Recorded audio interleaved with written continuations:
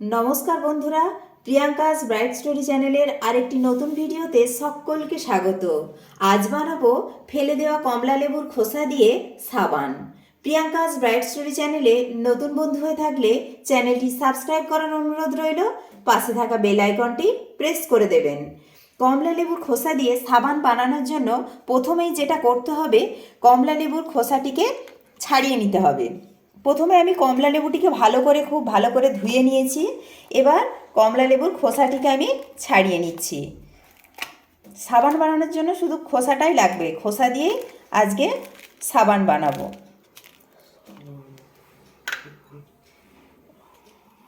এই এই সাদা অংশটিকে ফেলে দিতে হবে। এই সাদা অংশটা থাকলে সাবানের কালারটা অতটা কমলা রঙটা আসবে না, আর এটা কোনো কাজেও লাগবে না।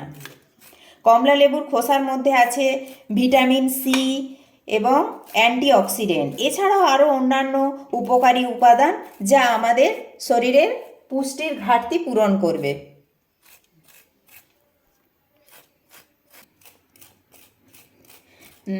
দেখুন বন্ধুরা, এইভাবে ছুরি দিয়েও করা যায়, তাছাড়া এইভাবে চামচ দিয়েও কেউ করতে পারে।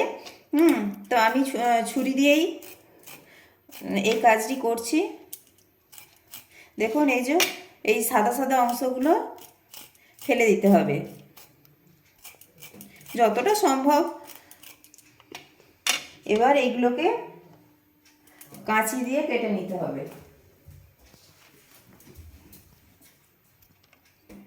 এইভাবে কাঁচি দিয়ে ছোট ছোট করে কেটে নিতে হবে।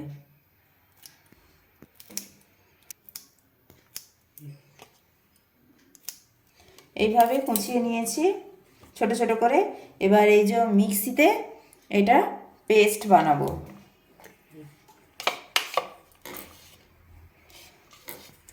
তার জন্য অল্প সামান্য একটু জল দিয়ে দিতে হবে, অল্প। এবার মিক্সিতে এটাকে পেস্ট বানাবো। দেখুন বন্ধুরা, একটা স্মুথ পেস্ট বানিয়ে নিয়েছি। কতটা সুন্দর হয়েছে কালারটা। এই কমলা লেবুর খোসা দিয়ে যে সাবানটা বানাবো তা হবে আমাদের ত্বকের জন্য ভীষণ উপকারী। ত্বককে ফর্সা, উজ্জ্বল, চকচকে, দাগমুক্ত করে গড়ে তুলবে।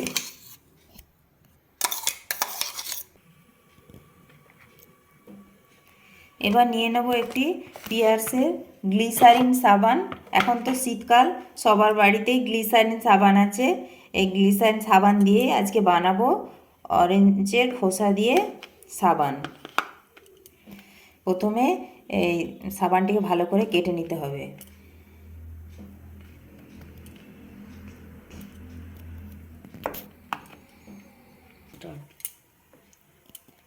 সাবান এইভাবে খুব ছোট ছোট করে কুচি কুচি করে কেটে নিচ্ছি। কেউ গ্রেট করে নিতে চাইলে গ্রেট করে নিতেও পারেন। আমি ছোট ছোট করে কুচি কুচি করে কেটে নিচ্ছি।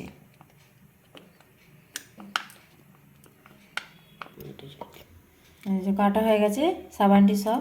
এবার একটা সসপ্যানের মধ্যে সাবানটিকে নিয়ে নিচ্ছি।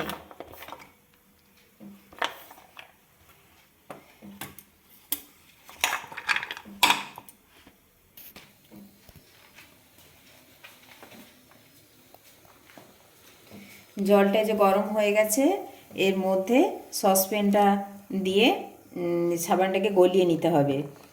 একদম ডাইরেক্ট গ্যাসের মধ্যে দেবেন না, কারণ এতে গ্লিসারিন থাকে তো। এই রকম জলটাকে ফুটিয়ে নিয়ে তারপরে তার ওপরে একটা কোনো পাত্রের মধ্যে সাবানটাকে গলিয়ে নিতে হবে।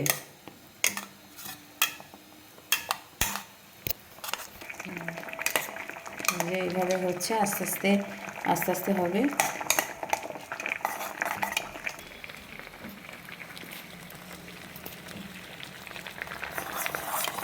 দেখো, এটা গলে গেছে সম্পূর্ণ। এবার কমলা লেবুর খোসার পেস্টটা দেব।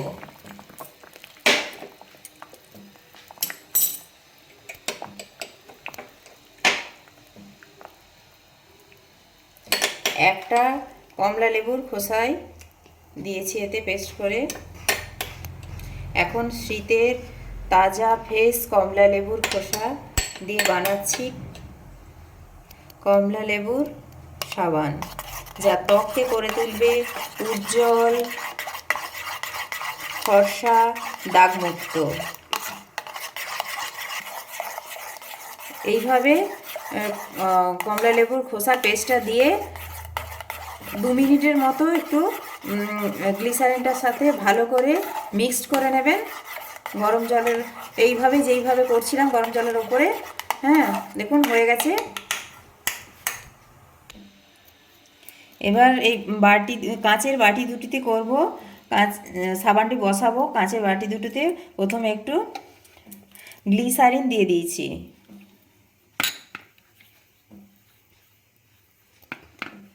তার উপরে এবার এই কমলা লেবুর খোসাটা দিয়ে দেব।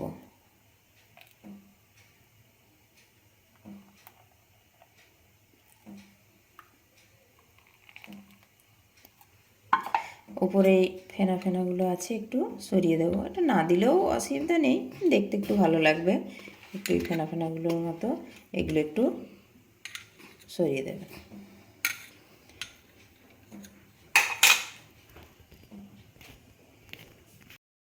দেখুন বন্ধুরা, 1 ঘন্টা পরে সাবানটি কতটা সুন্দরভাবে বসে গেছে। কমলা লেবুর খোসা দিয়ে তৈরি এই সাবানটি কতটা সুন্দরভাবে বসে গেছে, আমি একটু তুলে দেখাচ্ছি। দেখুন কতটা সুন্দরভাবে বসে গেছে। এখন শীতকাল চলছে না, সবারই ত্বক আমাদের কম বেশি শুষ্ক হয়ে যাচ্ছে। তাই এরকম যদি আমরা কমলা লেবুর খোসা দিয়ে সাবান তৈরি করে বাড়িতে ব্যবহার করতে পারি, তাহলে আমাদের ত্বক সজীব প্রাণবন্ত হয়ে উঠবে। প্রিয়াঙ্কাস ব্রাইট স্টোরি চ্যানেলটিকে সাবস্ক্রাইব করার অনুরোধ রইল, পাশে থাকা বেল আইকনটি প্রেস করে দেবেন। এই রকম ছোট্ট ছোট্ট প্রচেষ্টার ভিডিওগুলি যদি আপনাদের ভালো লেগে থাকে, তাহলে ভিডিওটিতে একটি লাইক করবেন, বন্ধুদের সাথে প্রচুর প্রচুর শেয়ার করবেন।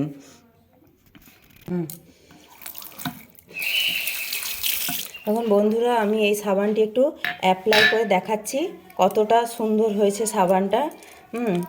এরকমভাবে কমলা লেবু খোসা দিয়ে সাবান তৈরি করে আপনারা বাড়িতে ব্যবহার করুন, তাহলে দেখবেন ত্বক কতটা উজ্জ্বল চকচকে দাগহীন হয়ে উঠবে। কারণ কমলা লেবু খোসাতে আছে ভিটামিন সি এবং অ্যান্টিঅক্সিডেন্ট, যা বলিরেখা দূর করবে এবং আমাদের তারুণ্যকে বহু দিন পর্যন্ত ধরে রাখতে সাহায্য করবে।